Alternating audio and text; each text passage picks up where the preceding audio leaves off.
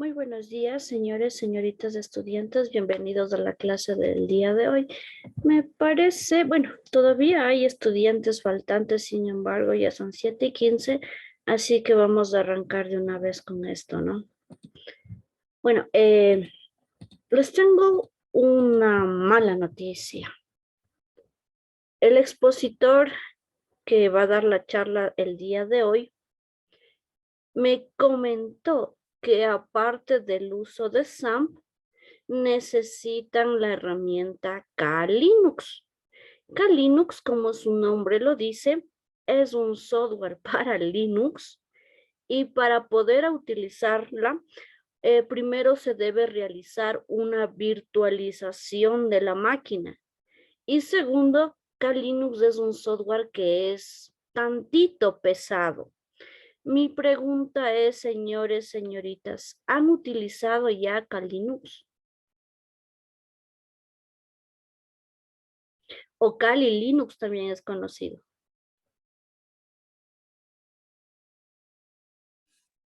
Profe, Dígame, Felipe. o sea, algunos estudiantes sí hemos cogido la materia de sistemas operativos y nos enseñaron a utilizar Linux, pero solo algunos estudiantes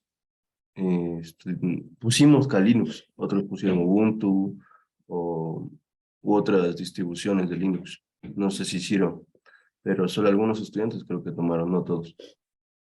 Bueno, entonces, ¿cómo hacemos? Porque para que ustedes puedan hacer la práctica completa, deberían tener virtualizado con Klinux y también deberíamos tener SAMP. Entonces, no sé si quizás a ustedes se les dificulte esta situación.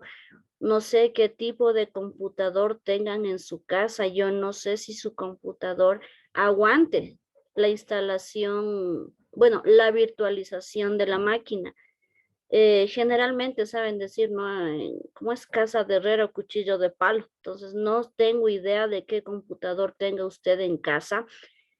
Así que voy a hacer lo siguiente. Para aquellos estudiantes que por A o B motivo no puedan realizar la práctica en sí, que no puedan instalar Linux, que no puedan virtualizar la máquina, les voy a dejar solamente como tarea el resumen de la jornada tecnológica, ¿sí?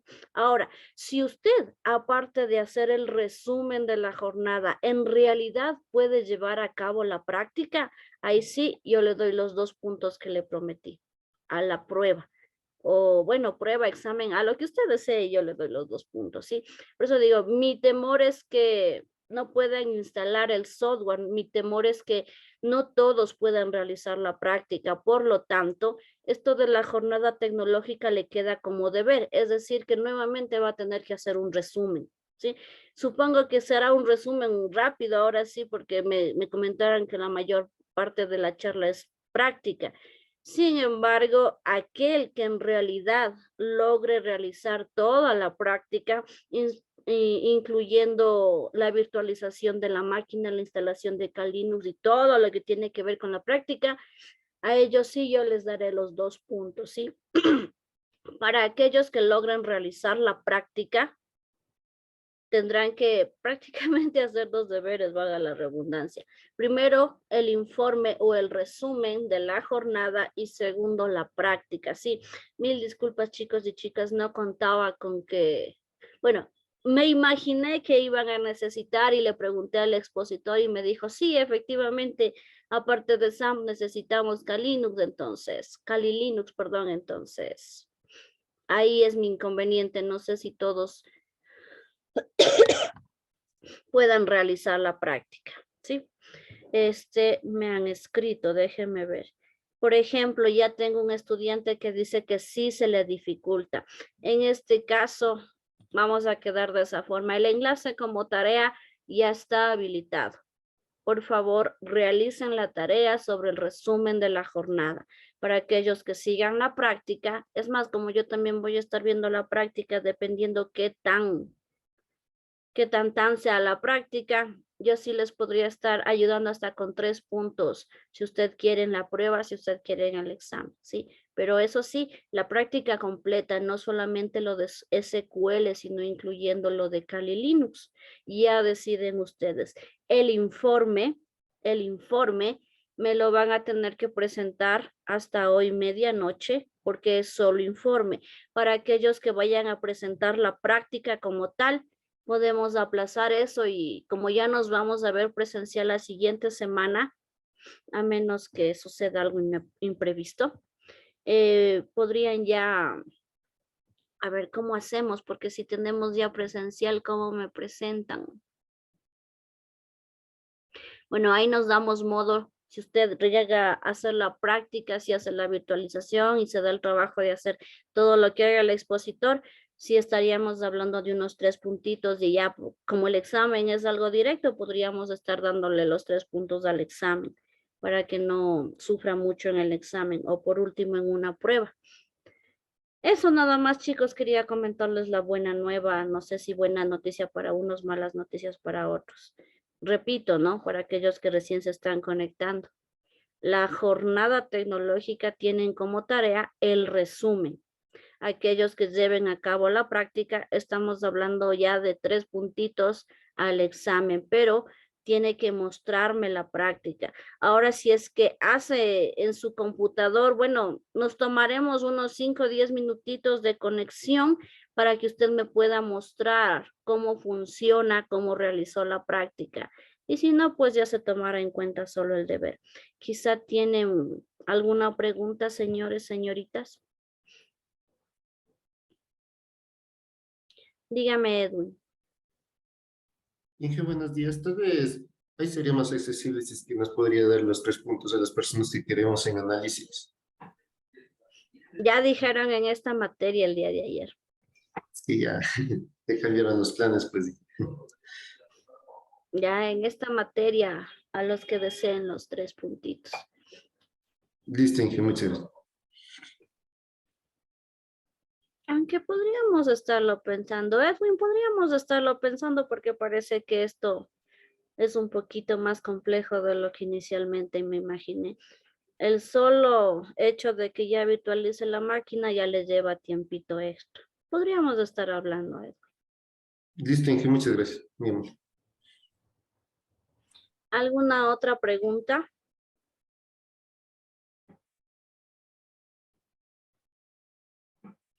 Ok, chicos y chicas, entonces pilas, ¿no? Para aquellos que necesiten esos puntitos extra para que hagan la práctica completa. La práctica, como les digo, no es obligatorio, es para aquellos que necesiten un puntito por ahí.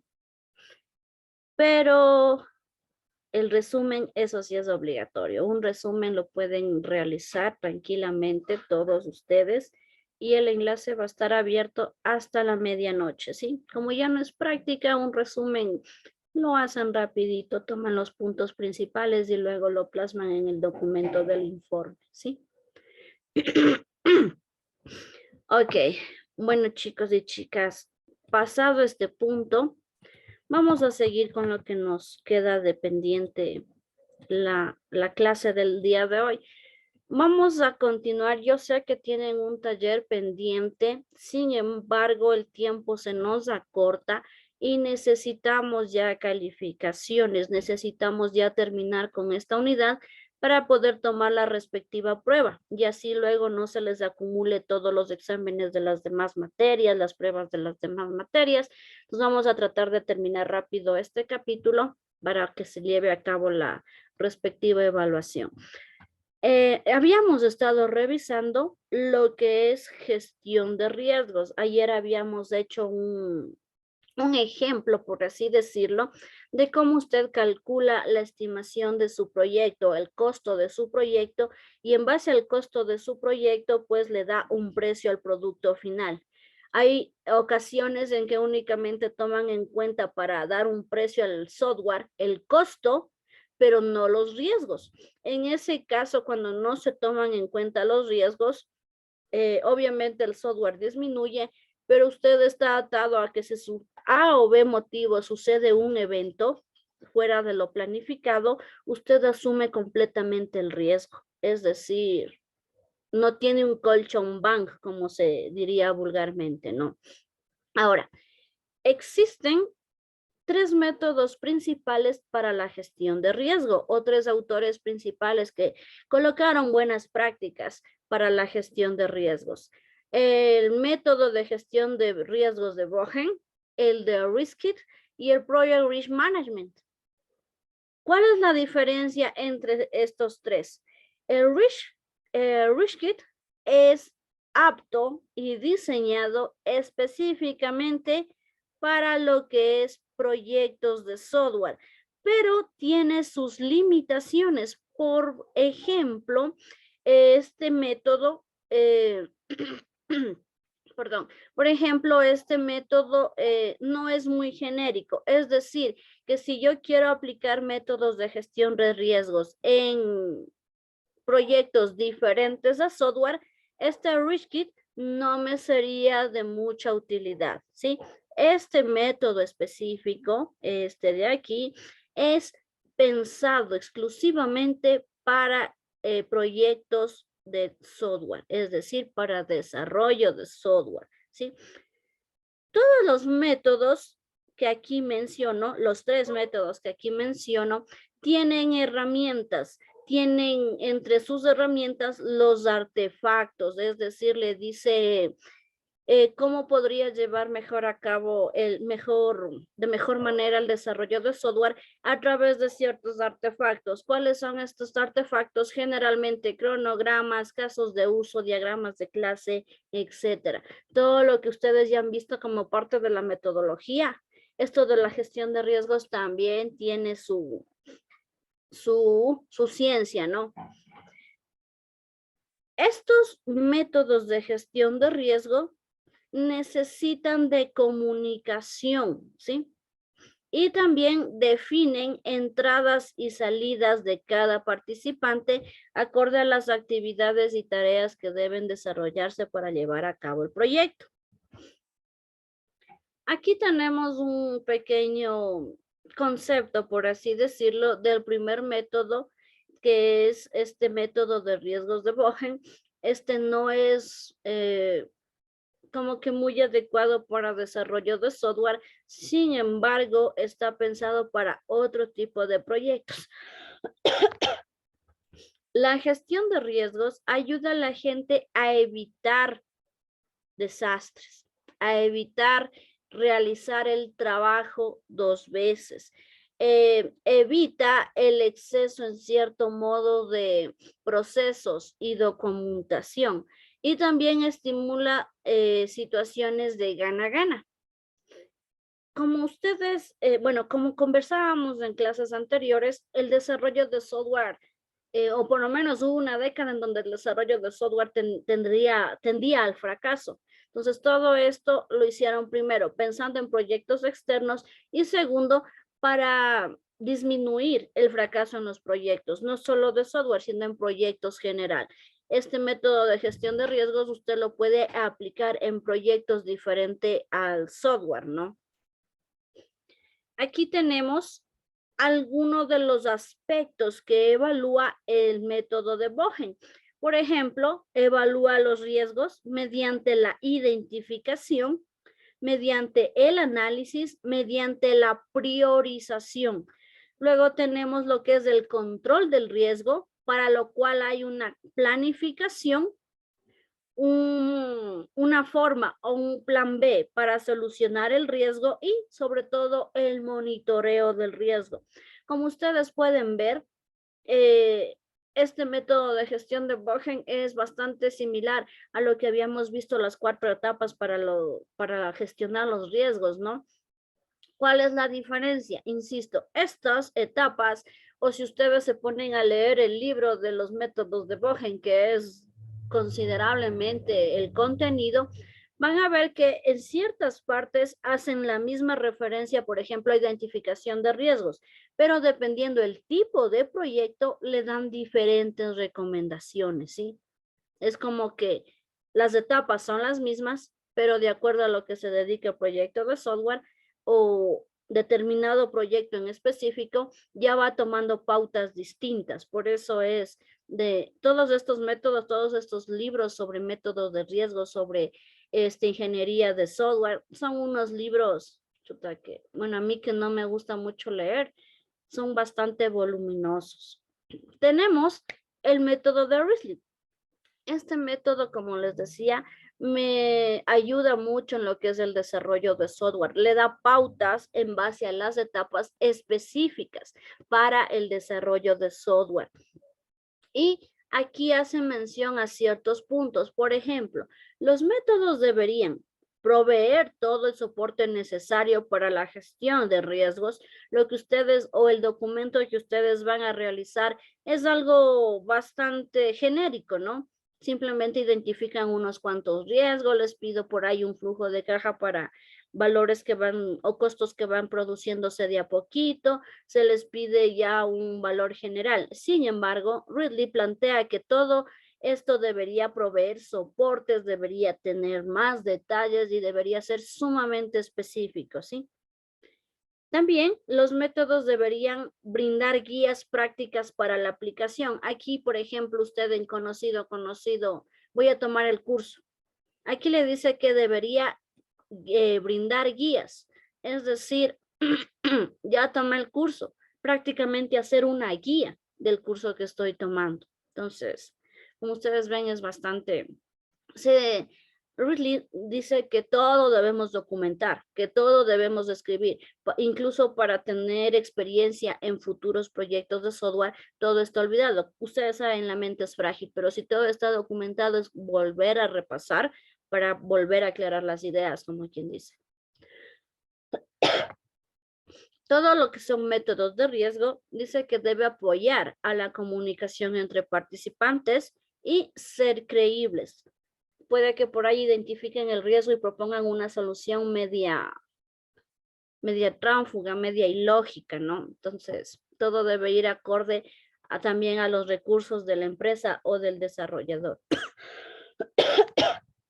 En cuanto a fundamentos teóricos, para esto de la gestión de riesgos se debe tener bases matemáticas, bases de probabilidad para poder nosotros entender los riesgos a manera cualitativa y cuantitativa. Cualitativa, la descripción del riesgo. Cuantitativa, el nivel de probabilidad. El nivel de probabilidad que ocurra, el nivel de impacto, entre otros, ¿sí? Entonces, todo lo que son gestión de riesgo, nosotros necesitamos tener de por medio la matemática y la probabilidad. Nosotros en esta materia hemos esquivado eso, sin embargo, ustedes deberían estar aptos para entender todo lo que son análisis cualitativos y cuantitativos. Tengo entendido que ya en una materia en primer semestre tuvieron probabilidad y estadística. Entonces deberíamos usar en realidad la fusión de la matemática y la probabilidad para poder estimar los riesgos y no hacerlo como yo les pedí para el taller, simplemente datos que ustedes van a considerar de acuerdo a lo que vayan poniendo, ¿no? Proporciona procesos definidos para realizar la gestión de riesgo.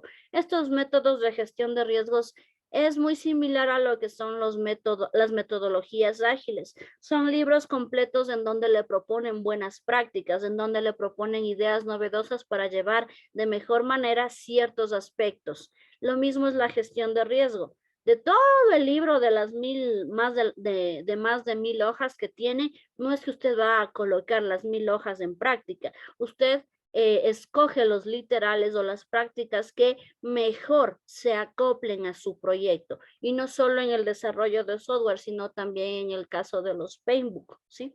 Se acoge a las mejores prácticas acorde a lo que usted está realizando. Y también dice que dentro de los métodos teóricos hay que definir actividades a seguir. Es decir, en los requerimientos mismos ya le ayuda a que los requerimientos, primero, no sean ambiguos, segundo, a definir lo que debe hacer y tercero, a que no sea repetitivo. Entonces, lo que hace la gestión de riesgos es acoplarse a su metodología para poder asignar actividades y tareas para poder cumplir con el objetivo. tenemos los métodos de gestión de riesgo y sus puntos principales. Primero, definición del mandato de gestión de riesgo. Es decir, tener claramente definido el formato en donde usted va a documentar todas las buenas prácticas que tomará para llevar a cabo la gestión de riesgos. Segundo, revisión de las metas. Es decir, ¿cuáles son mis objetivos para aplicar el plan de gestión de riesgos? Los objetivos pueden ser obvios, ¿no? Culminar con éxito el desarrollo del software sin tener pérdidas, sino más bien beneficios. Entonces, debemos tener los objetivos claros. La identificación de los riesgos. Es aquí donde ya interviene la matriz que yo les había solicitado. El análisis de los riesgos, es decir, la probabilidad que ocurra y cuál sería el impacto si llegara a ocurrir. El monitoreo de los riesgos, cuando nosotros ya identificamos algún riesgo, aunque como no puede suceder, debemos estar monitoreando, o por lo menos en lo posible. Para monitorear riesgos nuevamente necesitamos de la probabilidad y estadística y hacer métricas de evaluación, ¿no? Yo ya determiné que hay un 80% de probabilidad de que suceda el riesgo. ¿Cuáles son las variables y cómo tiende a subir o bajar ese riesgo? ¿Sí? Planeamiento de control de riesgos y finalmente el control de riesgos. Nosotros en la documentación solamente vamos a llegar hasta identificación de los riesgos, porque ni siquiera van a hacer un análisis, no van a utilizar matemática ni estadística. Entonces, estos son los pasos principales para llevar a cabo un método de gestión de riesgos. Lo que es la identificación de riesgos es el único paso que nosotros lo haremos. Lo demás, como que no lo vamos a realizar mucho, pero es para que tengan una idea de todo lo que se debería realizar o todo lo que lleva de por medio esto de la gestión de riesgos. Como ustedes ven, ya de por sí el levantamiento de requerimientos era bastante tedioso, bastante documentación. Imagínense a eso acoplarle esto de la gestión de riesgos. Es por eso, una vez más lo menciono, que esto generalmente se da en grandes empresas de desarrollo. Si usted es un desarrollador independiente, si usted de vez en cuando va a hacer una página web, puede ahorrarse todo esto de la gestión de riesgo, ¿sí? Lo que no le recomiendo que haga es que se ahorre la parte de los requerimientos. Eso sí, documéntelo. Finalmente tenemos los métodos de gestión de riesgos PaintBook. No sé si ustedes habrán escuchado hablar de esto de PaintBook, ¿no? Incluso hay certificaciones enteras, completas de PaintBook, pero ese libro de PaintBook, primero, es bastante técnico. Habla sobre negocios en general, no solo desarrollo de software. PaintBook le da buenas prácticas para llevar a cabo con éxito todo tipo de proyecto, ¿sí? Y hay partes específicas para proyectos exclusivos, como lo son el desarrollo de software. Entonces les comentaba, hay maestrías en administración de empresas que se enfocan en PaintBook. Hay certificaciones completas que se acreditan en PaintBook. Usted con PaintBook puede decir, profe Chuta, pero, o sea, si PaintBook me ayuda a administrar empresas, ¿para qué me sirve a mí? Usted como desarrollador de software sigue una certificación de PaintBook y puede llegar a ser líder de proyecto, arquitecto de proyecto, ¿sí? Entonces, no es que PaintBook es solamente para administración de empresas y ya. PaintBook en un desarrollador de software le puede llegar a escalar cargos más arriba, ¿sí? ¿Cuáles son los cargos más arriba? Usted puede llegar a ser líder de proyecto, usted puede llegar a ser arquitecto del proyecto, en donde usted, no le voy a mentir, casi no programa. Es más, usted le dice, esto debes hacer, esto no, esto sí, esto no, a los demás, al resto de desarrolladores. Pero para eso debe tener una visión muy amplia de lo que es arquitectura y también de cómo llevar a cabo los proyectos, ¿sí? Entonces, algún desarrollador con certificado de PaintBook puede llegar muy, muy alto, siempre y cuando le gusta leer, porque PaintBook, en lo personal, qué pereza. No, en lo personal no me llevo muy bien con lo que es la lectura. Sin embargo, he visto casos y conozco gente que ha llegado a muy buenas posiciones gracias a la combinación de nuestra carrera con todo lo que tiene que ver con desarrollo de proyectos mediante la certificación en PMBOK, ¿sí? Eso nada más como dato curioso que les dejo. Y aquí están las fases, por así decirle, claves de este tipo de método de gestión de riesgo. Tenemos lo que es el planeamiento de la gestión de riesgo, la identificación de riesgos, análisis cualitativo, análisis cuantitativo, a diferencia de la metodología anterior que consideraba un solo punto, aquí ya lo considera por 2 puntos. Y en esto estoy bastante de acuerdo con lo que es PMBOK. Por un lado deberíamos tener el análisis cualitativo y por el otro lado el análisis cuantitativo. Obviamente el análisis cuantitativo es en base al cualitativo, ¿no? Pero sí, yo sí estoy de acuerdo en que le pongan en 2 fases diferentes porque a la final son 2 cosas que se complementan, pero que cada una representa un trabajo por cada lado, ¿no? Planteamiento de respuesta al riesgo, es decir, un plan B para el riesgo que ya identifico, y finalmente monitoreo de control de riesgo. Si usted se da cuenta, es muy similar a las etapas que teníamos en la metodología de Riffle. La metodología de Riffle está enfocada a desarrollo de software. PMBOK está enfocada a todo tipo de proyecto, incluido el desarrollo de software, ¿sí? Ahora, PMBOK no es que le da solamente cómo gestionar los riesgos. PMBOK, al ser una certificación, al ser una metodología completa, le da pautas desde análisis de requisitos. Como le digo, gestiona proyectos y en todo proyecto se analiza requisitos antes de, independientemente del tipo de proyecto que sea.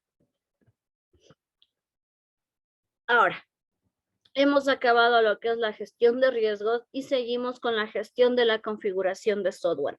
Igual hay temas completos de lo que es la gestión de configuración de riesgos. No sé si usted se ha puesto a curiosear en el internet. ¿Qué pasa si pongo gestión de riesgos? ¿Qué pasa si pongo gestión de configuración de software? ¿Qué pasa si pongo ingeniería de software? ¿Qué pasa si pongo metodologías ágiles de desarrollo de software? Hay libros completos con más de 700, 800, 900 páginas. Porque, insisto, esta área tiene mucho de qué hablar debido a que hubo muchos fracasos en software, el que menos empezó a experimentar con nuevas prácticas, con buenas prácticas, con consejos, etc. Nosotros hablaremos sobre la gestión de configuración de software en temas puntuales, ¿sí? Entonces, primero, ¿qué es una GSC o la gestión de configuración de software? Es una actividad que permite la garantía sobre la calidad de software. Ustedes, aparte de llevar a cabo todo el ciclo de desarrollo de software, que son 5 fases en lo que son los procesos genéricos, también debe preocuparse de la calidad. No es que yo realicé todos los requerimientos en el tiempo establecido, no me pasé de los tiempos, no me pasé de los costos. También debemos asegurarnos de la calidad del software. ¿Cómo se asegura usted de la calidad del software? Mediante el seguimiento de ciertos estándares o la satisfacción completa del cliente, ¿sí? Al tener al cliente satisfecho, usted está garantizando que todos los requisitos se cumplieron tal y como él quería. Ahora, ¿cómo hace esto de la calidad del software? Pues a través de la presentación de las diferentes fases de su proyecto. Se aplica, como les digo, en todos los procesos de la ingeniería de software y es una actividad que le permite controlar los cambios, ¿sí? Configuración de software constituyen los elementos que componen toda la información producida como parte del proceso de ingeniería de software. A medida que los elementos cambian, se obtienen nuevas versiones como identificador de forma única. Es decir, que si algún proceso llega a cambiar, si alguna parte sustancial del desarrollo debe cambiar, estaríamos hablando gestión de configuración de software o cambios.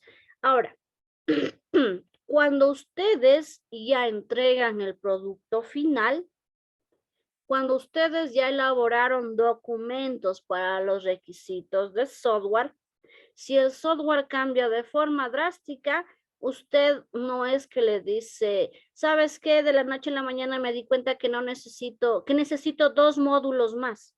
No es que usted le va a decir, bueno. Usted va a tener que analizar qué tipo de cambio es el que debe hacer y si es que es algo simple, usted podría pasarle como otro requerimiento más. Pero si ya es algo complejo, ya entra esto de la gestión de configuración de software y tiene que hacer una documentación aparte para poder establecer que el alcance se ha modificado. Inicialmente el programa iba a ser solo esto, pero luego el cliente se dio cuenta que necesita más alcance, así que usted elabora un nuevo documento especificando qué tanto se amplía el alcance y esos costos ya son aparte, son extras, ¿sí? Para mantener al cliente usted podría cobrarle lo mínimo porque al final es del mismo software o, bueno, cobrarle con un poquito de ganancia para usted. El caso es que cuando son cambios circunstanciales, cuando son cambios exponenciales más que todo, usted ya debe hacer un nuevo proceso, ¿no? Usted ya debe documentar este nuevo requerimiento y volver a hacer los cálculos del costo del producto y del costo final del producto. Es decir, vuelve a hacer cierto análisis y incluye dentro del costo lo que le va, valga la redundancia, a costar desarrollar estos nuevos alcances al requerimiento original. Ahora, cuando el software ya está hecho y usted trabaja como desarrollador, aquellos que sean dueños del software igualmente gestionan lo que es la configuración de cambios. Por ejemplo, en empresas, ¿cómo es esto? Públicas. Puede que ya tengan desarrollado el software, que ya esté todo hecho. No importa quién hizo en una empresa pública, los desarrolladores entran y salen. Entonces lo que piden es un alcance. El software ya está hecho, tiene esta funcionalidad, necesitamos un nuevo alcance. Entonces el personal operativo realizan este documento, sabe que a lo que ya está necesito que le incremente esto de acá. Entonces lo que el desarrollador debe hacer es primero familiarizarse con el código, segundo entender el código que a lo mejor él no hizo y tercero plasmar el requerimiento que esté dentro de lo que es la gestión de cambios, ¿sí? Aquí tenemos gestión de cambios. ¿Por qué si el software ya está hecho debe sufrir cambios? Simple, el software es cambiante. Cada vez hay nuevas leyes, nuevas políticas, nuevas funcionalidades que nosotros podríamos implementar al sistema. Por lo tanto, hay que hacer cambios. Es por eso que se aplican metodologías ágiles, porque incluso una vez ya implementado, el software puede seguir cambiando, ¿sí? El software ya está listo, ya está funcionando y 1 o 2 años después, o no nos vayamos mucho, 6 meses después, yo necesito nuevas funcionalidades, necesito nuevos módulos. Ahí es cuando se interviene esto de gestión de cambios. Como les decía, gestión de cambios generalmente se da en las empresas públicas. En las privadas simplemente suelen hablar el que está a cargo del proyecto, el cliente, y sin necesidad de mucha documentación, simplemente documentan los requerimientos y hacen el cambio. Pero en empresas públicas necesitan esto de gestiones de cambio, en donde usted especifica quién le pide el cambio, por qué, para qué, si es que es factible, y si es que es factible, le dicen, ok, el cambio está aprobado y al desarrollador le piden que incremente o quite determinada funcionalidad, ¿sí? ¿Para qué cambiar el sistema? Pues porque cambian las condiciones comerciales de los negocios, por nuevas necesidades del cliente, por la reorganización y crecimiento del negocio o incluso la reducción del negocio y por restricciones presupuestarias. Son algunos de los temas más frecuentes cuando se realiza esto de la gestión de cambio. La gestión de cambios puede ocurrir durante las fases de elaboración, construcción y transición de la solución del proyecto. Es decir, en cualquier momento mientras se está llevando a cabo el ciclo de desarrollo de software, ¿sí? Incluyendo una vez que ya lo he implementado. Aún después de la implementación puede llevarse a cabo esto de la gestión. Es por eso que dicen que el software o que la etapa del ciclo de vida del software no termina cuando lo implementa. Por eso se considera incluso el mantenimiento del software, el cual les decía que no es nada barato. Y parte del mantenimiento de software es también esto de la gestión de cambios, añadir nuevas funcionalidades al sistema, sin perjudicar obviamente lo que ya está hecho. Ahora, como les decía, los posibles orígenes de la gestión de cambio se da por nuevas necesidades del usuario. Casi siempre lo que obliga a cambiar al software es la necesidad del usuario. La reorganización de los productos del proyecto de software, redefinición de nuevos requerimientos de acuerdo a leyes y políticas de cada empresa, y un cambio puede afectar ciertos aspectos. Un cambio menor, como que no pasa nada. Pero cuando generalmente los cambios son mayores, y así suele ser, primero afecta el alcance del producto. Ya no quiero 3 módulos, sino 5. Ya no quiero que cierta funcionalidad se realice de tal manera, sino las leyes, las políticas han cambiado. Entonces, primerito lo que afecta es el alcance. El afectar el alcance representa los tres parámetros del triángulo de calidad, ¿no? Una vez que el alcance se ve afectado, por defecto afecta el costo, el tiempo y el recurso humano. O bueno, puede que el recurso humano tenga un desarrollador y él mismo va a hacer todos los cambios. Perfecto. Al utilizar solo un desarrollador, podría estar reduciendo el recurso humano, pero el costo y el tiempo se hace más grande, ¿no? Ya tengo un solo recurso humano, obviamente no va a hacerlo en muy poquito tiempo, necesitará un tiempo considerable y al alargarse el tiempo, al alargarse el alcance, obviamente se va a afectar el costo, ¿sí? Y ojo, estamos hablando del proyecto en sí, porque el desarrollador a la final le pagan el mensual y listo, ¿no? Estamos hablando del costo del proyecto en sí. Ok, aquí tenemos diferencia entre mantenimiento y gestión de cambios. El mantenimiento es un conjunto de actividades, como ya habíamos visto en que se categorizan, que se producen después de que se le ha entregado al cliente y esté funcionando el proyecto o el software. Mientras que la gestión de cambios es un conjunto de actividades que se enfoca principalmente en el seguimiento y el control, ¿sí? Comienza cuando se inicia el proyecto y termina cuando se da de baja al software. Profe, es decir que cuando se está utilizando un proyecto de software, todo el tiempo que el proyecto esté activo se debe dar seguimiento y control. Así es. El mantenimiento, ustedes veíamos que teníamos algunos tipos, ¿no? Correctivo, preventivo, perfectivo. Y eso se lleva a cabo más bien, después de la implementación. La gestión de cambios, a más del mantenimiento, siempre debe estar dándole seguimiento y control.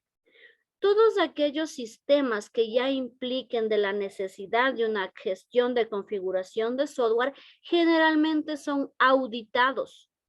Y estas auditorías es lo que les permite dar el seguimiento y control específico.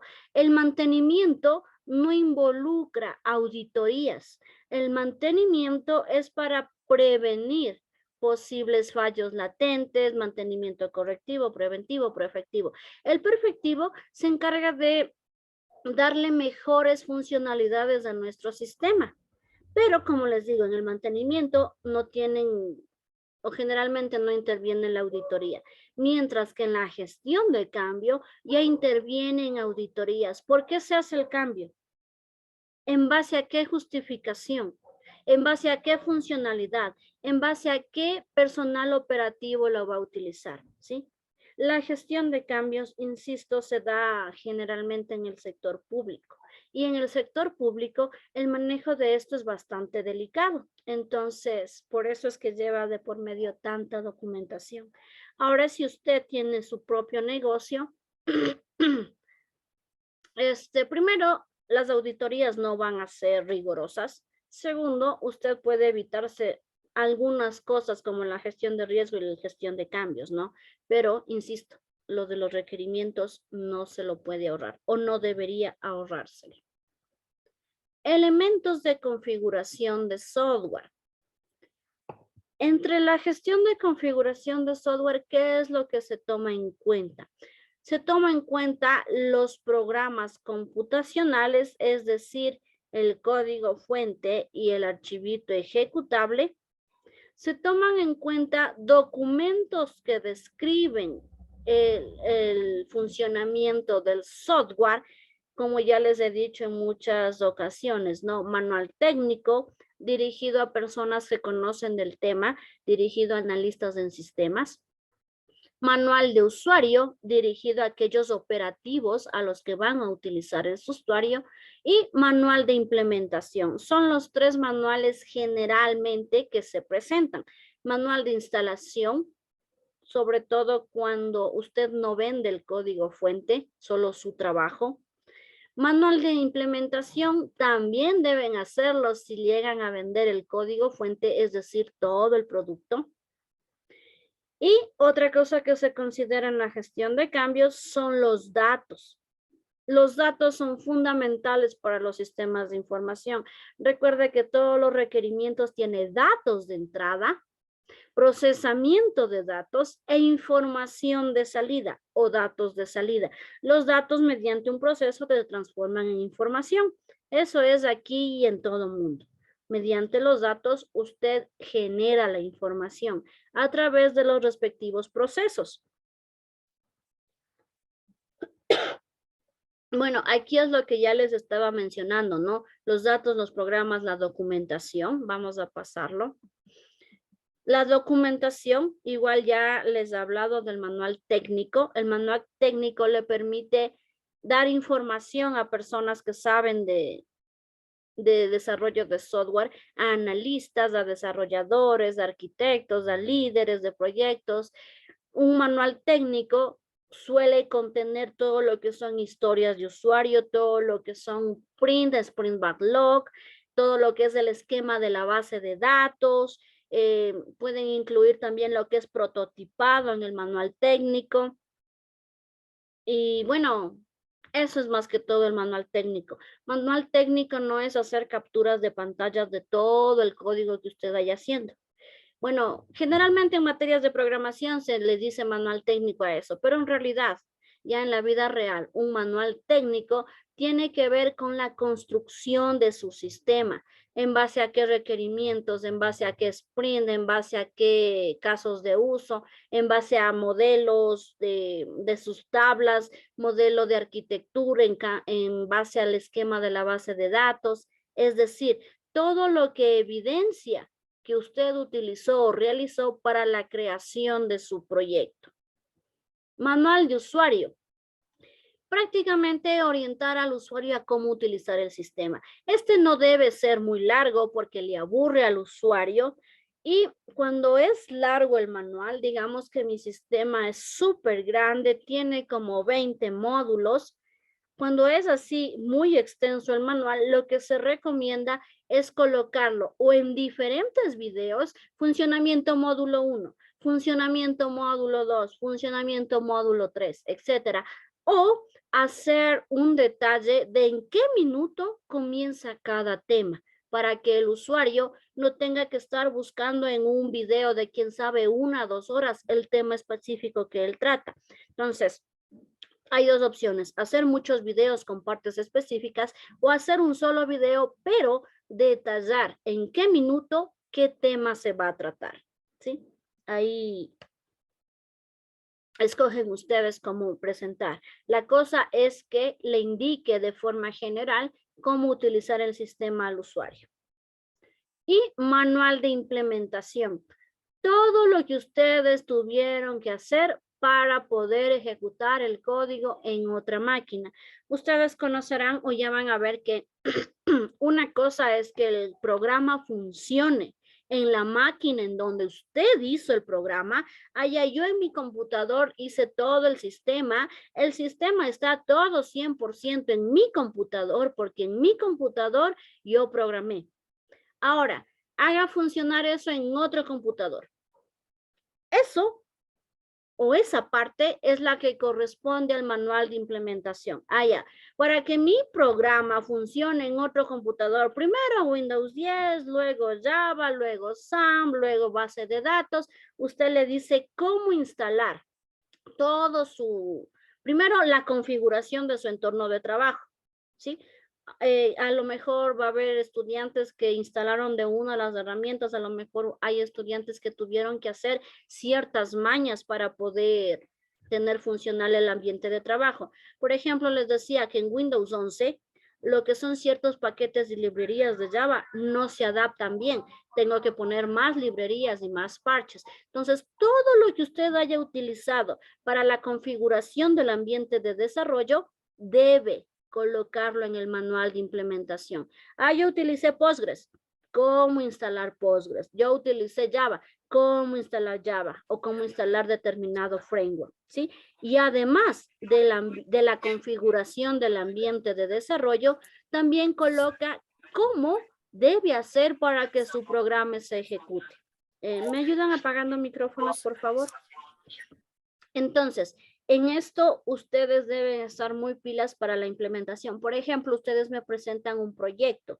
Deberían darme el manual de implementación de cómo su proyecto funcione en mi computador.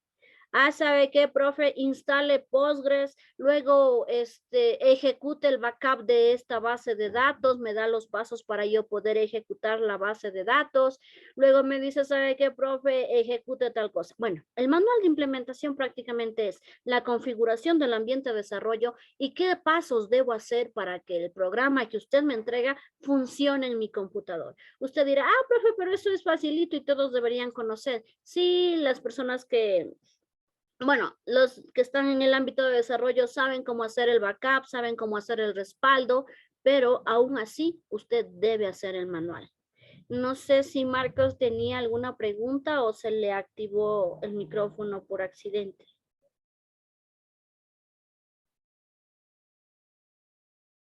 Se activó por accidente. Ok, pensé que a lo mejor tenía alguna pregunta. Listo. Y aquí tenemos un pequeño mapa conceptual de cómo llevar a cabo la gestión de configuración de software, ¿sí? Primero, gestión de configuración de software no es más que cambios en nuestro software, pero que sean controlados. ¿A qué me refiero esto? Que haya documentos de... Perdón, ¿a qué me refiero con esto? A que hay documentación de por medio para realizar los diferentes cambios. La gestión tiene que ver con 3 aspectos fundamentales: el programa, los datos, la documentación. Es decir, que cualquiera de estos 3 elementos pueden involucrar realizar la gestión de configuración de software o la gestión de cambios. En cuanto al programa, pueden ser código fuente o pueden ser ejecutables. El código fuente es todo lo que usted programa, valga la redundancia, ¿no? Los ejecutables es el código compilado. El ejecutable generalmente no tiene acceso al código fuente. Yo no sé si ustedes ya han realizado el desarrollo de algún programa, así sea un programa pequeñito, y al final... obtiene el punto .jar o el punto .war, dependiendo de qué tipo de aplicación está haciendo, o el punto APK. No sé si ya han hecho eso.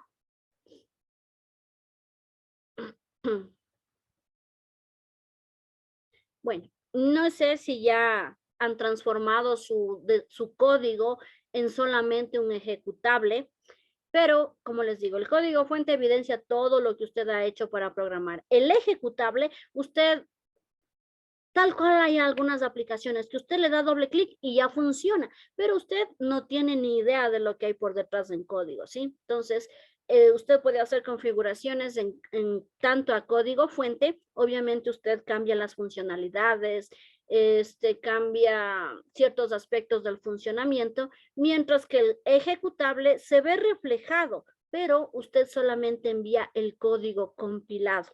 Es decir, tiene acceso a la funcionalidad, pero no a cómo realizó la funcionalidad. También lo que implica gestión de cambios es en datos, ya sean externos o internos. Los datos externos quiere decir que aplicaciones externas alimentan mi programa. Por ejemplo, yo estoy haciendo un sistema de facturación y alimento mi programa con datos del registro civil. Por ejemplo, se me ocurre, ¿no? No digo que esto generalmente pase, pero puede ser.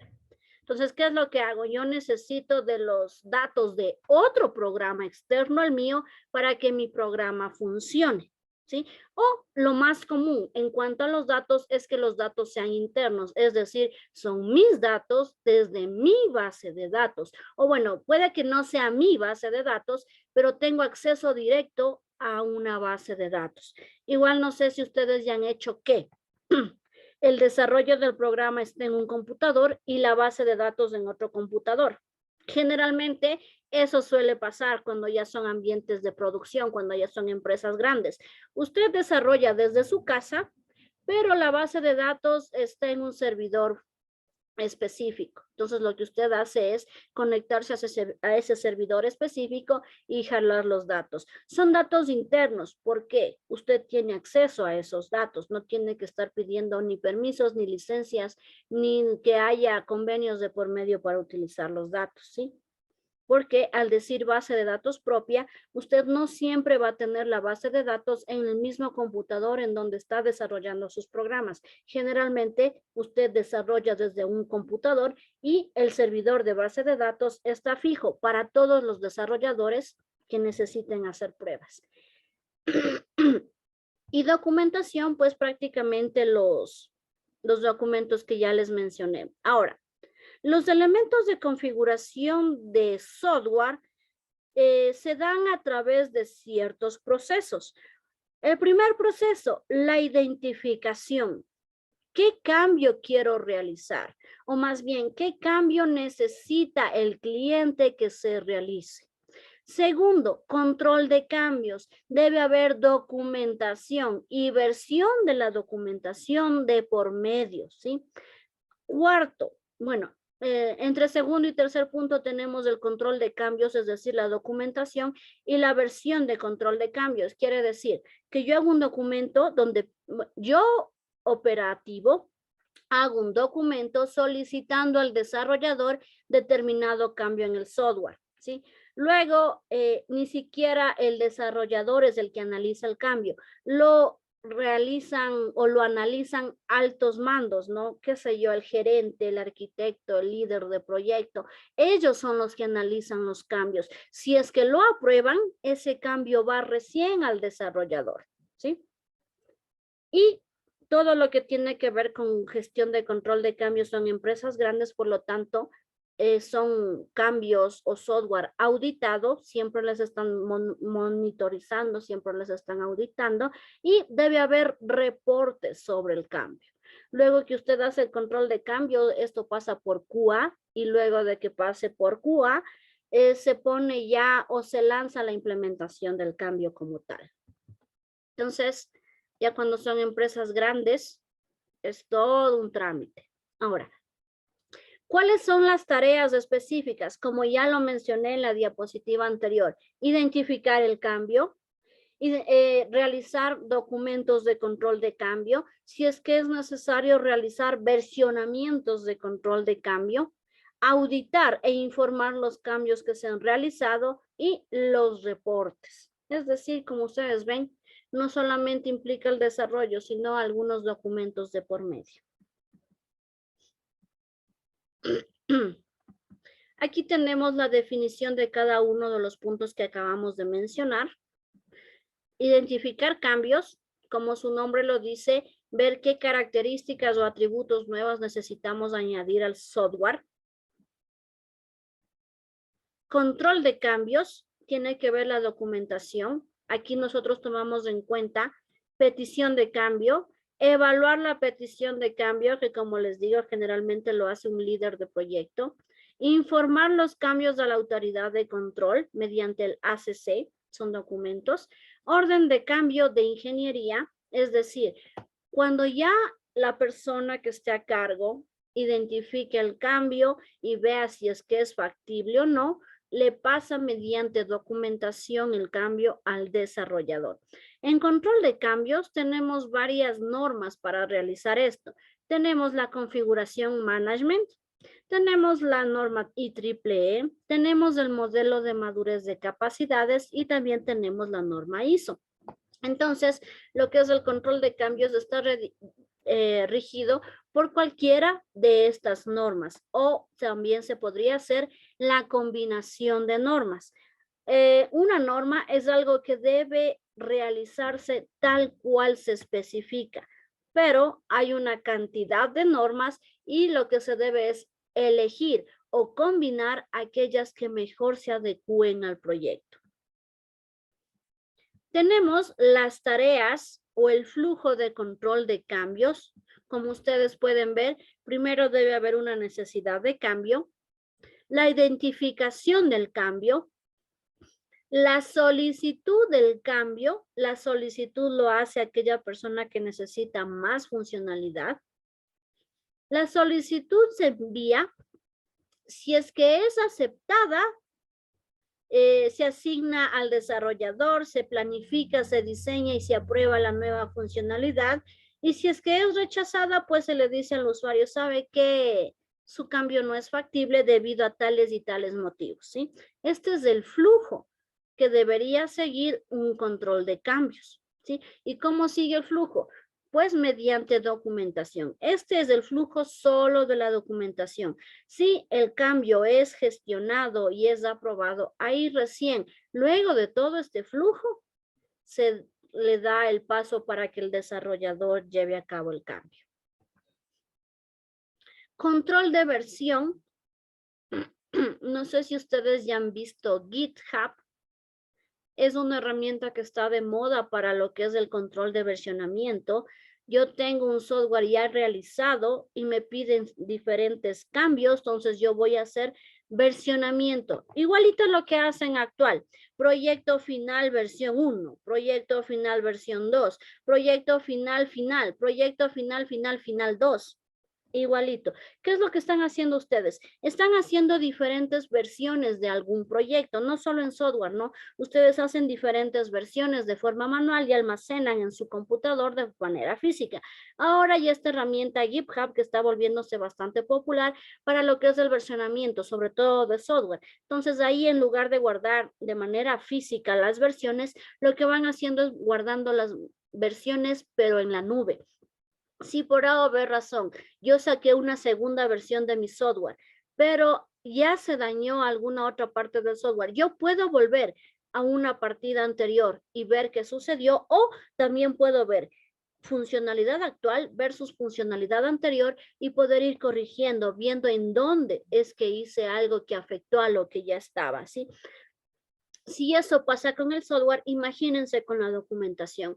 Todas las versiones que va viendo, todas las versiones que van realizándose en el futuro, deben verse controladas o plasmadas en los documentos. Y a esto se refiere el control de versión. Yo sobre un módulo ya hice 3 cambios, tengo 3 versiones del mismo módulo. La documentación debe ser actualizada. Los manuales deben ser actualizados. Y si es que es necesario, el manual de implementación o instalación también debe ser actualizado. Lo que sucede muy a menudo, sobre todo en software de empresas públicas, es que actualizan el software, pero los manuales no son actualizados. Esto es debido a que no hay una adecuada gestionamiento de configuración de software y no hay una adecuada control de versión. Esto ha pasado mucho en el SRI. Hay manuales para poder utilizar ciertas funcionalidades de SRI en línea. Sin embargo, cuando usted sigue un manual, resulta que la interfaz no es la misma, resulta que las opciones no son las mismas. Es porque realizaron el cambio, pero jamás se percataron del control de las versiones. El control de las versiones implica ir documentando lo nuevo. Ya, esto no había en la anterior, ahora ya lo hay, lo coloco. Y esto a su vez implica la actualización de los manuales. El manual de implementación puede que no mucho, pero por lo menos el técnico y el de usuario deberían actualizarse junto con los cambios que se realizan. Eso les digo, sobre todo en las empresas públicas tienen la fea costumbre de actualizar el software, pero no sus manuales. Entonces, esto después les cae una auditoría y ahí se ven en problemas. 4. Auditar e informar los cambios realizados a los interesados. En realidad, el desarrollador y aquel que aprueba el cambio, lo que hace es decirle al usuario operativo, su cambio ya se llevó a cabo. Sin embargo, la auditoría suele ser externa. Cuando son empresas grandes, cuando son empresas públicas, las auditorías son externas. Pueden tener pequeños campos de auditoría interna, pero es para controlar, como su nombre lo dice, a nivel interno que todo esté funcionando bien. Ahora, las empresas públicas, a más de la auditoría interna, necesitan que otros organismos externos les auditen, sobre todo porque se trata de dinero del Estado, lo que están invirtiendo en el desarrollo de software, ¿no? Y bueno, como les digo, la auditoría no está en manos de lo que es el equipo de desarrollo, no está en manos del arquitecto, del líder de proyecto, del QA, no está en manos de ellos, sino es aparte. Y la auditoría lo que hace es ver si los recursos destinados están bien invertidos, si los recursos destinados están acorde a los parámetros para lo que fueron asignados. Y para auditar necesitan nuevamente documentos de por medio. Ya, se gastó $10,000 en esto. Justifique ese gasto. Entonces ahí ustedes presentan documentos, presentan desarrollo, etcétera. De modo que ustedes justifiquen lo que están auditando o lo que quieran auditar. Generalmente cuando se trata de dinero, ¿no? Y finalmente, realizar los reportes. ¿Qué pasó? ¿Por qué se realizó el cambio? ¿Quién lo hizo? ¿Cuándo pasó? ¿Y qué más se vio afectado? Ahora, aquí, nuevamente, esto de los reportes son parte del documento de gestión de cambios, ¿sí? Lo que se trata en las empresas generalmente es de ahorrarse la documentación. Entonces, generalmente, no siempre, generalmente lo que se hace es un informe de gestión de cambios y al final reportan todo lo que sucedió, ¿sí? Si se llevó a cabo, qué novedades hay. Por ejemplo, para la gestión de cambios se dio 1 mes, pero resulta que me tomé 2 meses. ¿Por qué? ¿Quién lo hizo? ¿Por qué pasó? ¿Qué herramientas utilizaron? ¿Qué nuevas librerías utilizaron? ¿Vieron afectados el módulo, la funcionalidad? Hay muchas veces que nos piden ciertos cambios y esos cambios implican añadir nuevas librerías. Y a veces cuando uno añade nuevas librerías, puede ser que el añadir las nuevas librerías afecte al desarrollo que ya estaba realizado. Entonces, aquí usted puede mencionar eso. Nosotros para este requerimiento necesitamos la librería de Jasper y resulta que la librería de Jasper que tenemos es muy actual y afectó a los reportes que ya estaban. Entonces, usted dice, ¿qué se vio afectado? Y obviamente, ¿cómo lo solucionó? No es que ya se dañó, pues se dañó, qué pena. Todo debe estar funcional al 100%, ¿no? Entonces, usted hace un reporte de por qué se tomó 1 mes y medio y no 1 mes. Es decir, justifica lo que se llevó de más. Ahora, si usted planificó el cambio para 1 mes y se llevó 2 semanas, no voy a contarles que me llevó 2 semanas, ¿no? Mejor es tiempo holgadito que yo tendría para mí mismo. Ahora, En cuanto a la solicitud de la gestión de cambios, ustedes tienen ya en la plataforma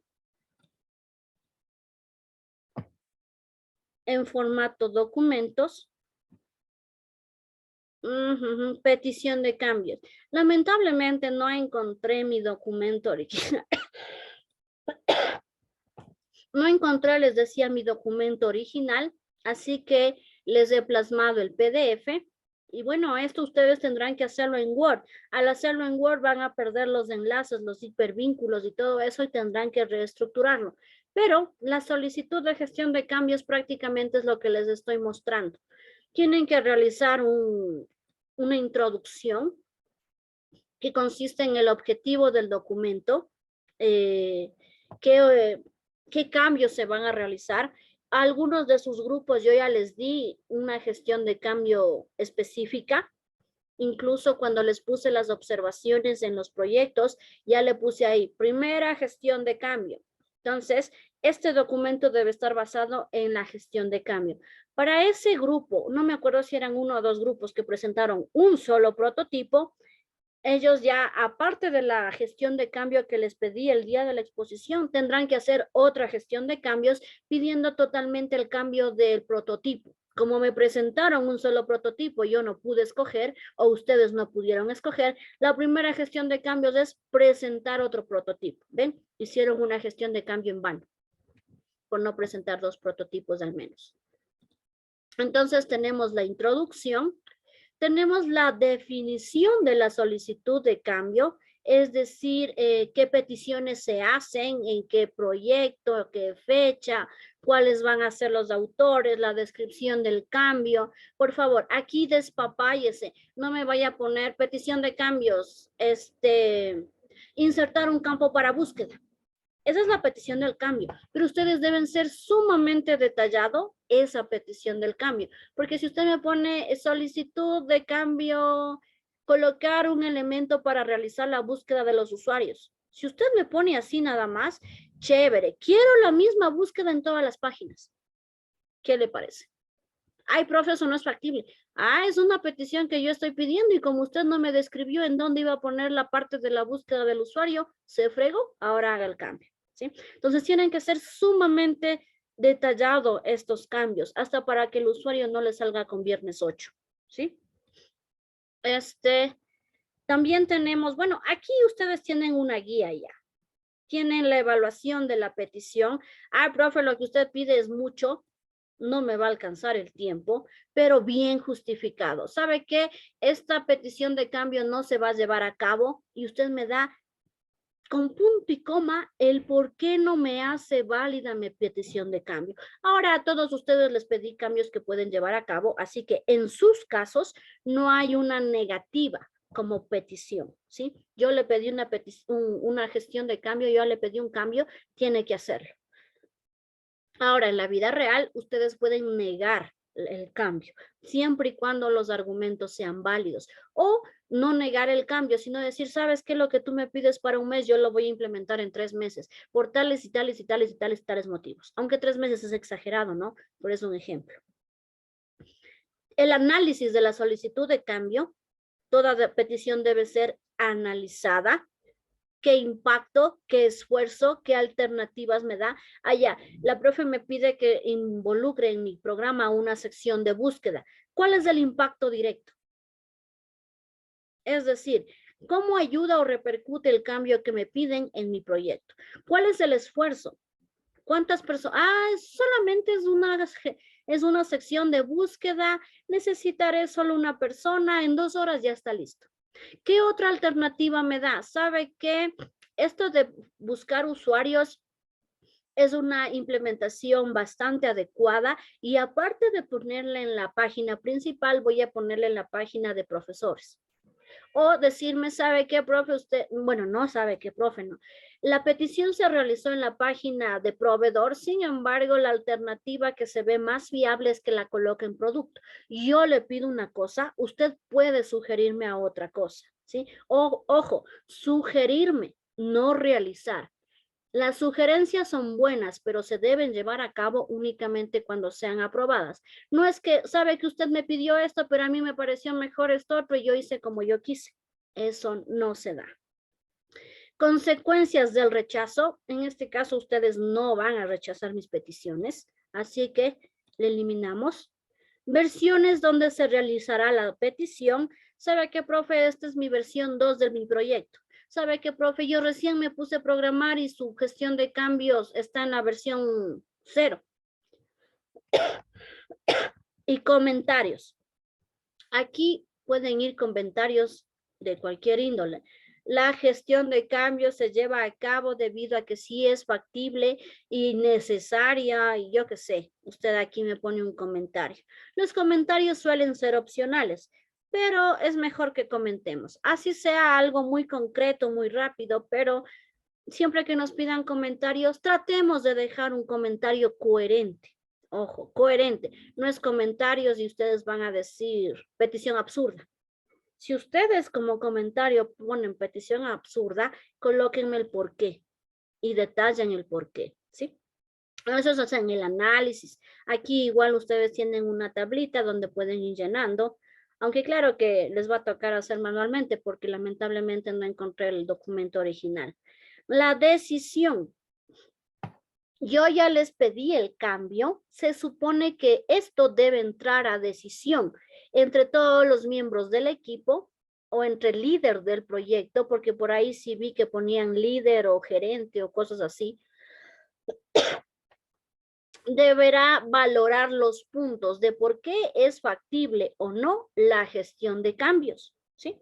Como les decía, ustedes no me van a negar la petición de cambio. El cambio se va a hacer porque se va a hacer.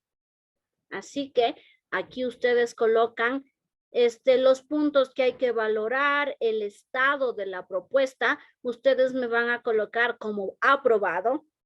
La fecha de decisión, cuando hagan este taller, cuando hagan este documento. La versión donde se realiza la petición y el motivo de rechazo en caso de darlo. Como les digo, no me van a poder rechazar la petición, así que aquí ustedes colocan los argumentos, el por qué ustedes deciden que el cambio se da a cabo. Porque la profe me dijo, no es un argumento, por si acaso. Y bueno, finalmente los anexos. Los anexos, por ejemplo, aquellos que les pedí un campo de búsqueda, el antes y el después. La pantallita, la captura de pantalla. Gestión de cambio en cuanto a la búsqueda, me ponen la pantalla antes, la pantalla después. Ahora, aquellos grupos que me presentaron un solo prototipo, aparte de la gestión que ya le mencioné, tendrá que hacerme una gestión más larga sobre prototipo. Usted me va a presentar un nuevo prototipo. Yo necesito al menos 2 opciones o hacer todas las métricas de Nielsen para yo poder sacar un prototipo. Yo les había dicho, les voy a ahorrar las métricas, pero a cambio preséntenme al menos 2 o 3 prototipos. Como se llevaron las cosas, se pidió al menos 2 prototipos. Aquellos que no presentaron 2 prototipos, su primera gestión de cambio es presentarme el prototipo. Y un prototipo es toda la funcionalidad del sistema, por lo tanto, se dieron más trabajo solitos. Aquellos que me presentaron entre 2 y 3 prototipos, también ya tienen una pequeña gestión de cambios. La gestión de cambios es muy pequeña, así que no les llevará mucho realizarlo.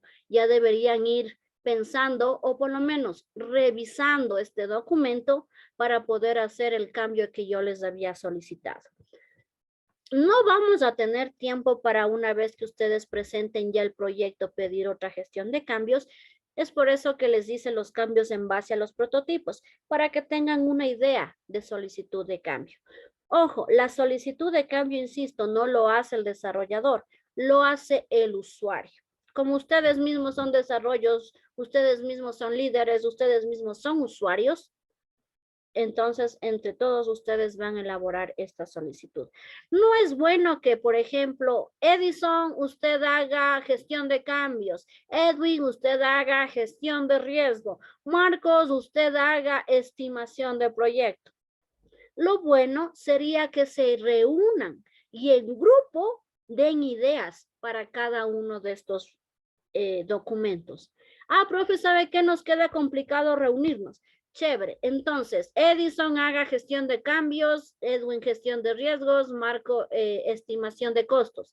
Pero a la final, el trabajo que hace Edison, revisan los demás integrantes del grupo e intercambian ideas. El trabajo que hace Edwin, revisan los demás integrantes del grupo e intercambian ideas.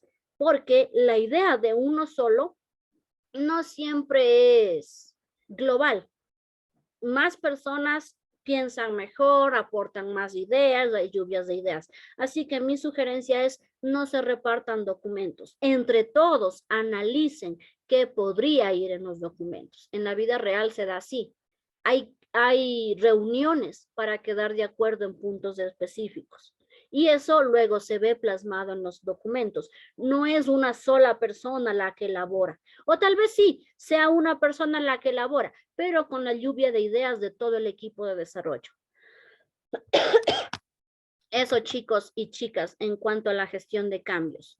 Es otro documentito que ustedes deben realizar para la presentación del proyecto. Así que mientras sus compañeros desarrollan los demás, pilas con los documentos que faltan. Ok, y finalmente, ya para acabar con esta unidad, algunos ejemplos de herramientas que suelen utilizarse en la ingeniería de software. Al referirme a la ingeniería de software, me refiero a todo el proceso genérico, sobre todo de ciclo de vida de software. Primero, análisis de requisitos. Segundo, lo que es diseño. Tercero, codificación. Cuarto, implementación. Quinto, mantenimiento. Procesos genéricos, ¿no? Los generales, porque ahí depende de los autores, puede haber menos más procesos, pero los procesos genéricos son los 5 que les acabo de mencionar. Hay herramientas para modelado. Generalmente el modelado hace referencia al uso de diagramas UML. Esto les sirve para representar casos de uso, el esquema de la base de datos, diagramas de clase, diagramas de entidad-relación, entre otros. Todo lo que es diagramas UML le permite representar de forma gráfica los requerimientos del proyecto de software. Entre las herramientas que podemos encontrar es Power Designer, Lucidchart, que son diagramados UML en línea. Tenemos de herramienta última UML de Altova, Magic Draw, que es UML, es un programita que usted lo puede instalar o utilizarlo a nivel online. Entonces son herramientas que le permiten modelar software. Ojo, son algunas herramientas. Hay muchísimas herramientas.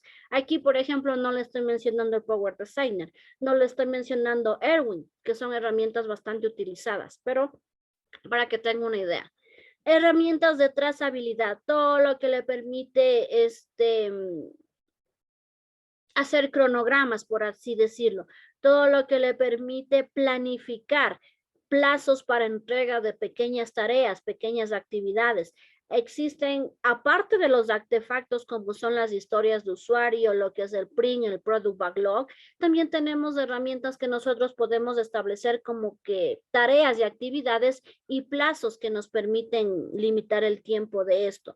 Entre esos, Visual Paradigm, Gator Space, Tormigo, entre otras, por si acaso se les ocurre investigar. Diseño de software. Diseño de software son prácticamente herramientas asistidas por computador y nos permite reducir el tiempo de elaboración de diagramas, ¿sí? Por ejemplo, Power Designer, si usted utiliza adecuadamente esta herramienta, le ahorra un enorme trabajo en hacer los esquemas directamente en la base. ¿Por qué digo ahorra? Profe, más rápido me sale hacer los diagramas en la base de datos. ¿Y si se equivoca? Eso es más complejo corregir. ¿Y si se olvida las claves foráneas? Hay herramientas que le toca a realizar las claves foráneas de forma manual. ¿Y si enlaza mal las claves foráneas? Entonces, hay herramientas que le facilita eso. Para mí, Power Designer o Erwin facilita enormemente porque aparte de ver cómo va quedando mi esquema, de una vez obtengo el script para luego pasarlo a la base de datos. Tenemos también Visual Paradigm, Microsoft Visio, ArcML. lo que son herramientas de desarrollo, de diseño de software, con lo que son herramientas de modelado de software, suelen ser casi las mismas. ¿Por qué digo suelen ser? Porque tanto las herramientas de modelado como de diseño hacen referencia a la representación gráfica de requisitos, el uso de diagramas, ¿sí? Ahora, en diseño de software también son consideradas herramientas de prototipado, pero eso les puse más abajo. Construcción de software. Todo lo que a usted le sirva para facilitar la vida en la programación, ¿sí? Imagínese hacer código fuente, apunte, bloc de notas. Fatal. Ese proyecto sería imposible. Actualmente existen un montón de frameworks, un montón de IDEs de desarrollo que lo que hacen es facilitarle el desarrollo, en donde el programador se ocupa solamente de la funcionalidad y no mucho de la sintaxis, porque el mismo IDE ya le va diciendo. Hay un software en PHP, no recuerdo el nombre, en donde si usted comete un error de sintaxis, no le dicen dónde está cometiendo el error de sintaxis. Entonces es un poquito más complicado. Estoy probando funcionalidad de software y ni siquiera sé por qué se cayó. Los IDEs actuales, si ya comete un error de sintaxis, inmediatamente le avisan dónde está dicho error. Herramientas para construcción de software, las más populares, no las únicas. Visual Studio, MonoDevelop, que tienen incluido lo que es C#, Visual Basic.net. Ojo, Visual Basic.net, que no es el mismo Visual Basic que utilizan en las hojas de Excel, ¿no? Tenemos los más populares en cuanto a ámbitos de estudio e incluso hay muchas empresas públicas que utilizan NetBeans, Eclipse, cuyo lenguaje de programación centrado es Java. Ojo, digo centrado porque NetBeans también tiene el lenguaje de programación PHP, C++, C#, J++, ¿sí? Estas son herramientas, son IDEs de desarrollo que tienen incluidos en su codificación varios lenguajes de programación. Usted puede utilizar, por ejemplo, NetBeans y programar en PHP. Puede utilizar Visual Studio y programar en C++, porque son librerías, son paquetes de lenguajes de programación que incluyen estos IDEs. Ahora, NetBeans y Eclipse generalmente es utilizado para Java. Visual Studio generalmente es utilizado para C#. Apdana, esto yo creo que la mayoría lo ha escuchado, es utilizado específicamente o está más orientado a PHP, aunque NetBeans también tiene librería para codificar en PHP. Aquí tenemos PyCharm, Spider, que tenemos para Python, entre otras, ¿sí? El IDE, insisto, el IDE puede tener varios lenguajes de programación. El objetivo del IDE es facilitar el desarrollo al programador. Pruebas de software, lo que ustedes van a tener que realizar a sus aplicaciones una vez que las hayan terminado. Tenemos herramientas como, por ejemplo, para hacer pruebas unitarias. GUnit para pruebas unitarias, GMater generalmente utilizados para pruebas de rendimiento, Selenium, Test Studio, Testing también para pruebas unitarias y pruebas de regresión, es decir, para acoplar nuestro software.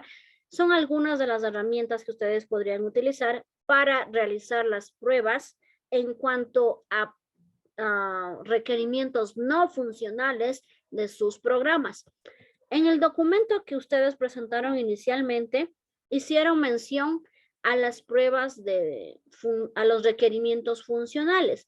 Son muy pocos los grupos que hicieron referencia a pruebas no funcionales.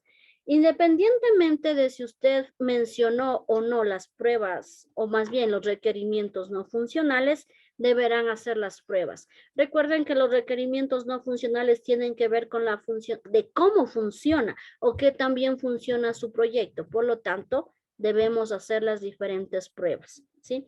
Ya hablamos en alguna clase sobre tipos de requerimientos, sobre tipos de pruebas, pues para las no funcionales y funcionales, aquí tenemos algunas herramientas.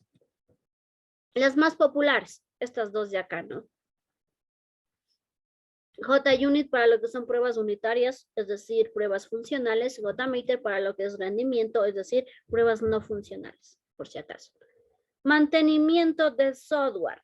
Bueno, para el mantenimiento de software, aparte de la documentación, tenemos los debug.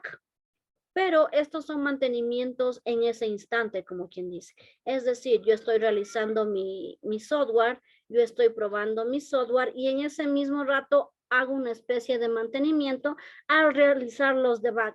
Sus aplicaciones son sencillas. Si por A o B no funciona cierta parte, ustedes pueden hacer un pequeño debug, pero cuando las aplicaciones ya implican servicios y servidores externos, usted necesita un debug para saber qué parte específica del servidor externo, del servicio externo, necesita la modificación. Aquí los debug también lo pueden hacer en lo que son los navegadores. A veces utilizamos esto para ver en qué línea vamos ejecutando cierto programa cuando nuestras páginas son web. O definitivamente los debug que hay como parte de la misma herramienta, ¿sí? Ahora, no todas las herramientas tienen un debug efectivo. Por ejemplo, Jupyter no tiene un debug. Usted corre el programa y ya cuando corre el programa, abajo le sale una letanía intentando decir cuál es el error que se produjo, ¿sí? Sin embargo, hay otras herramientas o otros IDEs de desarrollo que usted mediante un debug puede ir viendo línea a línea lo que va ejecutando un programa, ¿sí? Entonces es mantenimiento, pero al instante. Ok. Tenemos herramientas administrativas. Bueno, ustedes no les voy a pedir el uso de herramientas administrativas. Ustedes no van a utilizar herramientas administrativas, ya que estas hacen referencia a la graficación de cada uno de los procesos del proyecto. Ojo, no me refiero a los procesos de desarrollo de software. Me refiero a los procesos que usted debe automatizar para hacer el sistema de información. Recordarán que ustedes hacen en base a requerimientos y los requerimientos son en base a procesos que realiza el sistema de información. Hay herramientas para seguir o trazar los procesos. Entre estas tenemos ZenHub, Taiga, Pivotal, Monday, Python. Pero como les digo, son herramientas administrativas que me permiten diagramar procesos. A ustedes no se les ha pedido que diagramen procesos. No sé si tal vez en el futuro tengan que hacerlo, pero con todo ya tienen conciencia de que existen estos tipos de cosas. Ahora, herramientas administrativas de ingeniería sobre cómo evaluar esto de los procesos, ¿sí? Los criterios básicos al momento de evaluar un software son la interfaz de usuario, debe estar bien diseñada, debe ser clara, debe ser intuitiva, sobre todo debe estar funcional. La usabilidad, fácil de utilizar. Entre la usabilidad también ustedes pueden incluir capacitaciones, tutoriales, soporte técnico al usuario. Es decir, todo lo que le facilite el manejo del software al usuario final. Características y funcionalidad. Esto es fundamental para decir que mi software está 100%, ¿no? Debe tener las características acorde a los requerimientos que se han pedido. Integraciones. Se sincroniza fácilmente con otras herramientas comerciales. Esto de las integraciones nosotros no la vamos a poder realizar. Primero, porque es un proyecto pequeño y segundo, porque no es necesario que ustedes integren otras funcionalidades a partir de otros sistemas, ¿no? Basta con su base de datos como para tener un sistema óptimo. Y relación calidad-precio. Puede haber competencia, que los precios son muy bajos, pero sin embargo, ¿cuál es la calidad del producto? Generalmente suelen decir que lo que vale cuesta, ¿no? En el software también es así. Hay veces que por reducir costos reducen ciertas funcionalidades o bueno, por reducir costos yo en lugar de un programador senior contrato un semi-senior con mucha menos experiencia y bueno, pues a la final o se demora más o la funcionalidad no está acorde. ¿Sí? Entonces, también debe haber esta relación de calidad-precio. Si usted invierte muy poquito, obviamente no va a querer un software, wow, súper, hiper, recontra, que increíble. Entonces, la calidad del producto también se establece en base al precio que asignan para el mismo. Más herramientas administrativas de proceso de software. Es algo que tampoco lo vamos a ver. Los procesos de software van mucho de la mano con lo que es la administración de los procesos y, como les digo, nosotros no nos vamos a meter en procesos. Eso ya está aparte. Y finalmente, herramientas de calidad. ¿Cómo usted garantiza la calidad? Ya lo hemos dicho, realizando pruebas de modo que satisfaga la necesidad del cliente. Sin embargo, también hay ciertas herramientas de software que le ayudan a controlar la calidad a usted. Por ejemplo, el PMD es un analizador de código que utiliza un conjunto de reglas para identificar problemas dentro del software. Miren, detecta código duplicado, código muerto y complejidad de los métodos. Habíamos dicho que formas de solucionar un problema mediante programación existen muchas, pero que la mejor forma es aquella que menos código emplee, ¿sí? Entonces, este software PMD le ayuda a ver si hay código duplicado. Recuerden que en el software no debería haber código duplicado. Si usted necesita un código específicamente en varias partes, lo que se debe hacer es colocar el código en una función y la función puede ser llamada 10, 20, 30 veces, ¿sí? Pero tenemos 5 líneas de código y 20 llamadas a una función y no 5 líneas de código por 20. Entonces, todo lo que es código duplicado, es decir, código que necesitamos reutilizar varias veces, debe ser colocado en una función para luego llamar solo a la función. Código muerto, aquel código que usted puso ahí para probar y luego se olvidó de borrar. Complejidad de métodos, como le digo, mientras menos líneas de código tenga su programa, es mucho mejor. Check Style. También es una herramienta que verifica el código, comprueba que el código cumpla con reglas de estilo, es decir, estándares. Bueno, a ustedes en análisis de datos no les molesto mucho, pero por ejemplo en estructuras de datos, si no declaró bien la variable, le bajo puntos, si no declaró bien la función, le bajo puntos, si puso nombres que no van acorde a nombramiento de elementos, les bajo puntos. Es porque en cuanto a calidad, existen herramientas que controlan el código que ustedes colocan, controla el nombre a los elementos de programación que ustedes colocan, estándares básicos para declarar variables, todo con minúscula, no en estilos, caracteres especiales, todo eso controla. Estándares para declarar funciones, que las nombren en verbos infinitivos, por ejemplo. Estándares para crear clases, que la primera letra sea en letra capital. Estándares para declarar arreglos o listas, que los nombres sean en plural, porque tiene un conjunto de datos. Es decir, todo aquello que ustedes puedan decir, ¿cómo molesta la profe? Es debido a que se siguen estándares y cuando se hace control de calidad, hay herramientas que le leen el código a ver cómo las nombró, a ver cómo utilizó determinada sentencia, ¿sí? Son análisis un poquito exhaustivos porque se empieza a analizar el código, el número de líneas de código, si tiene el código ambiguo, etcétera. Pero es por eso que en ciertas materias molesto mucho con esto. Es porque hay herramientas que analizan eso y acorde a eso le da un porcentaje de calidad. ¿Qué tan... mi programa está funcional, pero ¿qué tan buena calidad es el código que usted realizó? Porque hay unos memes, ¿no? Que dicen, si es que funciona, no lo toques. ¿Por qué suele ser eso?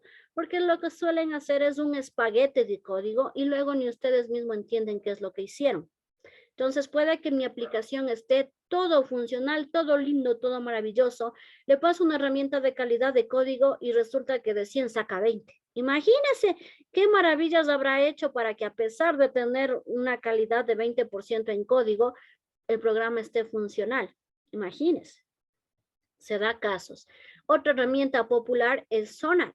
Esta herramienta es libre y gratuita, no es tan eficiente como las anteriores debido a su agilidad, pero permite también gestionar la calidad de código fuente mediante la visualización de métricas de este código, ¿sí? Las métricas generalmente son configurables y es la herramienta que más factible sería de utilizar para el análisis de código fuente. No sé si alcancemos a analizar el código fuente, pero por lo menos pruebas funcionales, no funcionales, eso sí deberán realizar. Ahora, si usted es curioso, si a usted le gusta investigar y quiere ver de qué tan buena calidad es su código, pues aquí tiene ejemplos de algunas herramientas que usted podría utilizar, ¿sí? Bueno, chicas y chicos, lamento mucho haberme extendido tanto con el bla, bla, bla, bla, bla, bla, bla. Pero era necesario. ¿Por qué? Aquí se termina esta unidad. Tenemos ya la finalización de la unidad. De una vez voy a habilitarles el material, si no después me olvido, para que puedan estudiar. Entonces, esto voy a eliminar. Y esto lo voy a habilitar.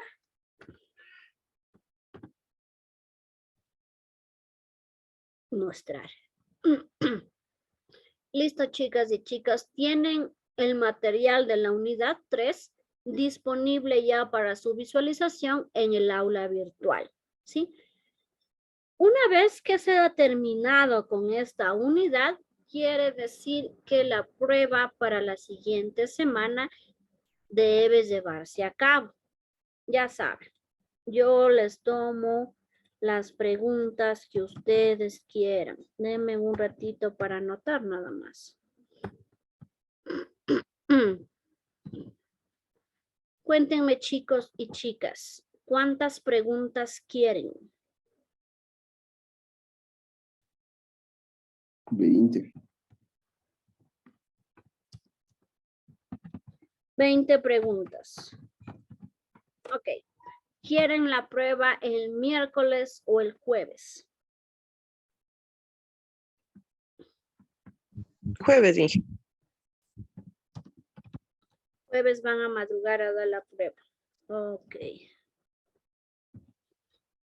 20 preguntas del día jueves. Las preguntas en esta ocasión no les voy a poner de completar. Simplemente van a ser preguntas de opción única, opción múltiple, emparejamiento, verdadero y falso. ¿Sí? Esta vez no les voy a martirizar con ordene o con complete. Ustedes van a tener opción única, múltiple, emparejamiento. Hay verdadero y falso. Ahora, bueno, ahí le pongo que escoja, aunque sea, para que no se les dificulte mucho. Eso sería, señores, señoritas, entonces quedamos con la evaluación de la unidad 3 de esta materia. 20 preguntas para el día jueves. Así que por favor repase. Ustedes han visto que cuando yo hago los cuestionarios no son preguntas rebuscadas. No es que chuta justo eso no le puse. Pero sí van a ser preguntas que yo traté de hacer énfasis en clase. Una de ellas, por ejemplo, producto, ¿a qué se refiere? Precio de producto, precio de proyecto, ¿a qué se refiere? Ahí le daré algunas opciones. Por ejemplo, a mitigar, controlar errores, eliminar errores. ¿A qué se refiere? Por ahí ustedes también, bueno, de cosas puntuales que se trató de hacer énfasis, ¿sí? Eso, chicos y chicas. Entonces, por favor, nos vemos la siguiente semana. El miércoles les voy a dar chance a que hagan el proyecto. Necesitamos hacer esa matriz de riesgos, ya que quieren la prueba el jueves. Cuéntenme, el miércoles, ¿qué tienen antes de mi materia? El miércoles de 7 a 9, ¿qué tienen? Base de datos. Y después de mi materia, después de las 11. Emprendimiento, Inge. Oh, ni cómo decir no vayan, ya ni modo. Bueno, entonces nos veremos el miércoles. En realidad lo que vamos a hacer es el taller o lo quieren de deber. No creo que quieran de deber, ¿cierto? ¿O sí? Hablen, chicos, el taller que me están debiendo, ¿quieren hacerlo como deber o mejor lo hacen el miércoles? El miércoles, Inge. Ya sabía, ni yo no quisiera de deber. Listo, chicos, entonces el miércoles yo me asomaré solamente para abrirles la puerta y para que puedan hacer el taller. Más que todo, como ya van a estar presencial, ya pueden discutir mejor las ideas para que sigan avanzando con esa matriz de riesgos. Y si ya tienen la matriz de riesgos, pues ya vayan conversando con la gestión de cambios. Todos los grupos me parece que tenían gestiones de cambios. Y si algún grupo no le puse gestión de cambio, hará me acuerdo, porque a todos les han notado una u otra cosa de gestión de cambios. Aquellos grupos que no me presentaron 2 prototipos, tendrá que presentarme al menos 2 gestiones de cambio, una larga y una corta. La corta, la que yo le diga, y la larga, el hecho de hacer todo el prototipo de forma diferente. Eso nada más, chicos y chicas. Entonces nos vemos el siguiente miércoles para que trabajen en el taller de la gestión de riesgos y no se olviden estudiar para el jueves. Desde ya vayan sacando como fichitas mnemotécnicas de conceptos principales que les podrían ayudar en la prueba. Van a tener, insisto, 20 preguntas, opción única, múltiple, emparejamiento y verdadero y falso. Ahí combinaditas, ¿no? Bueno, chicos y chicas, eso sería todo. Quizá nos veamos a las 11 en lo que es la jornada tecnológica. Recuerden que deben hacer la tarea del resumen y aquellos que tienen que quieren puntos extras, hagan la práctica. Ya les dejo la práctica opcional. El resumen, eso sí, necesito que lo hagan. No sé si tienen alguna pregunta. ¿Hasta cuándo podemos entregar la práctica módulos? Todavía no quedamos de acuerdo con la práctica. Yo también necesito ver en qué consiste la práctica. Ya les escribí. Sí, déjenme ver en qué consiste, porque yo tenía idea de que iba a ser una cosa y ayer que me puse a conversar con el expositor resulta que es otra cosa. Entonces, yo primero quiero ver en qué consiste la práctica y luego podríamos decir para tal día es la práctica. Lo que sí, seguramente los que hagan la práctica lo van a hacer en sus computadoras, por lo tanto tendremos que reunirnos un momentito de forma virtual para que usted pueda mostrarme lo que hizo, porque no sé si todos están en capacidad de llevar un computador para que me muestre la práctica de forma presencial. Entonces ya todo depende de cómo sea y cómo ustedes hagan la práctica. Si usted dice, ¿sabe qué? Yo hice la práctica y la hice en mi portátil, yo llevo la portátil a la spot, genial. Si usted me dice, ¿sabe qué, profe? Yo hice la práctica en mi computador de escritorio, pues fijaremos unos 5 minutitos para conectarnos, me muestra la práctica y yo le doy sus puntitos. Eso nada más, chicos. ¿Alguna otra pregunta?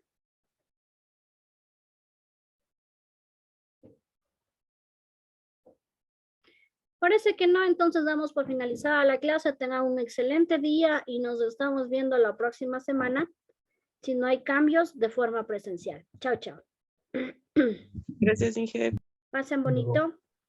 Sí. Gracias, Inge. Hasta luego. Un excelente día.